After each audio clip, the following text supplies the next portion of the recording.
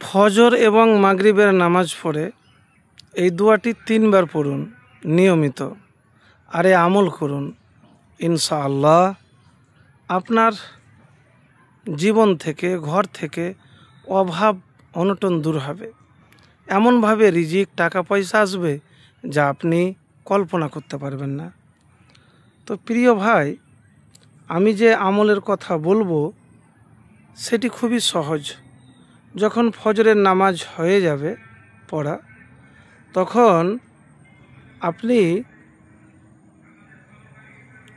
ইস্তেগফার করবেন। 70 বার হোক, 100 বার হোক, যতবার হোক। হয়ে গেল। হয়ে যাওয়ার পরে আপনি আল্লাহু আকবার কবিরা, আলহামদুলিল্লাহি কাসিরা, সুবহানাল্লাহি বুকরাতাও ওয়াসিলা পাঠ করবেন। একবার বা যতবার পারবেন, কিন্তু নিয়মিত করতে হবে। তারপরে দুরুদ শরীফ, আল্লাহুম্মা সাল্লি আলা মুহাম্মাদিন ওয়া আলা আলি মুহাম্মাদ কামা সাল্লাইতা আলা ইব্রাহিমা ওয়া আলা আলি ইব্রাহিমা ইন্নাকা হামিদুম মাজিদ। আল্লাহুম্মা বারিক আলা মুহাম্মাদিন ওয়া আলা আলি মুহাম্মাদ কামা বারাকতা আলা ইব্রাহিমা ওয়া আলা আলি ইব্রাহিমা ইন্নাকা হামিদুম মাজিদ।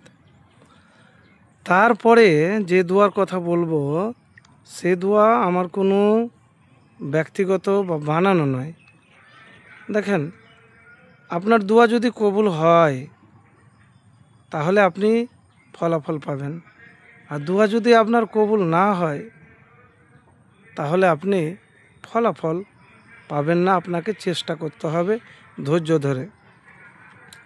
তো প্রিয় ভাই, কি দোয়া?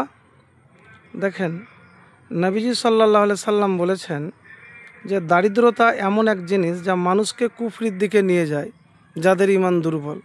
আর অনেক মানুষ ভাবে যে গরিবী, টাকা পয়সার কি দরকার আছে। এটা ভুল ধারণা। টাকা পয়সার দরকার যদি না হয় তা আল্লাহ সুবহানাহু ওয়া তাআলা কেন হজ করতে বললেন, কেন যাকাতের কথা বললেন? তা আপনাকে কর্ম করতে হবে। দারিদ্রতা মানুষের ঈমানকে শেষ করে দেয়।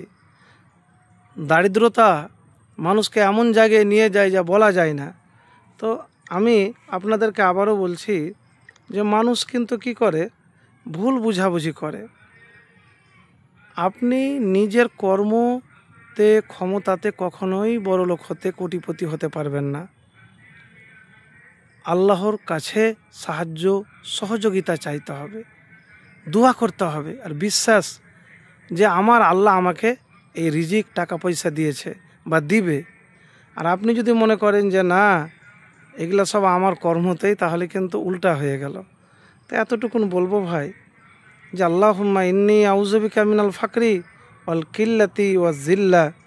তো এই দোয়া কখন কিভাবে পড়বেন সেটিও আপনাকে বলবো, এবং আমার কোনো ব্যক্তিগত আপনাকে কথা বলবো না।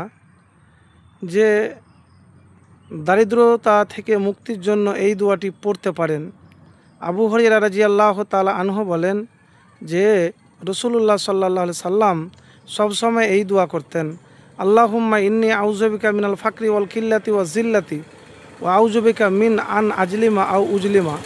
হে আল্লাহ, আমি আপনার কাছে আশ্রয় চাইছি দারিদ্রতা থেকে, আপনার কম দয়া থেকে এবং অসম্মানী থেকে। আমি আপনার কাছে আরও আশ্রয় চাইছি জুলুম করা থেকে অথবা অত্যাচারী হওয়া থেকে। 1544 নম্বর হাদিস, বুখারী শরীফ। তো প্রিয় ভাই, এতটুকুন আপনাকে বলবো যে সময়কে কাজে লাগান। প্রেজেন্ট মাইন্ড, কাউরির সঙ্গে নিজের সাফল্য, নিজের চাওয়া, আপনি যে জান্নাত চাইছেন তার জন্য তো ইবাদতের পরিশ্রম লাগবে। তো যে কোনো কাজ হোক না কেন আপনি পরিশ্রম করেন, আল্লাহর কাছে চান, আর বিশ্বাস রাখবেন যে আল্লাহর সাহায্য, শক্তি ছাড়া কেউ কখনো উপরে উঠতে পারে না। আর যাহা কিছু দুনিয়াতে আছে বাতিল। তো প্রিয় ভাই, একবার আমল তো করে দেখুন, ফলাফল পাবেন।